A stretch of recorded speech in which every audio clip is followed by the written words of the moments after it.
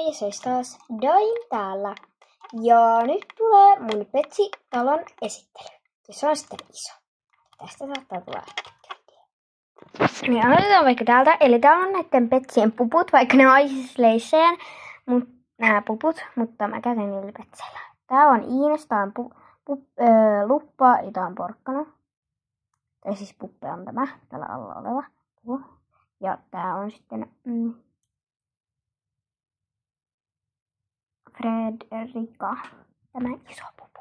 Ja se on näiden 3 pennun. Tää siis on oikeastaan pentu, mutta nää on nostettu. Jostain eläinkaupasta, mutta sitten otetaan täältä. Sori, meni vähän kuvaukset pilalle, koska täällä taas mun jalka osui ihan täysin ja tuli yhteen juttuun. Mä en sitä vielä näytä, koska muuten mä paljastan teille, että sitä mun yksi Petsi ei pysy pystyssä. Näin.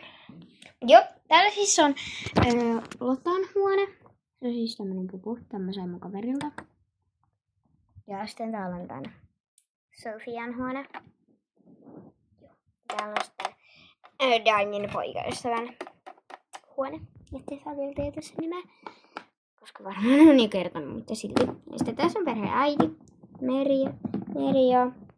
Ja se on semmoisessa muotikaupassa töissä, niin sitä ketällä vähittiin. Sitten tässä on tää vanhin isosisko Stella ja tässä on iskä.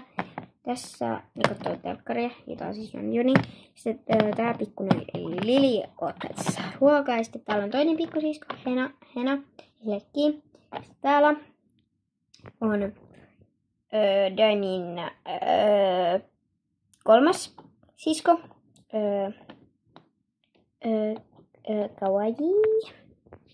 Tosi Emma. Ja se tykkää kawaijista ihan sairaasti.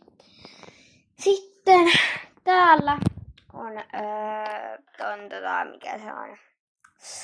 Daimin veli, Jack. Ja sitten täällä on Daimin poikaystävä, Jake. Ja sitten tässä on itse Daime. Ja sitten täällä on näiden kyppähuone. Ja siinä se taisi sitten näiden täällä olla. Moikka!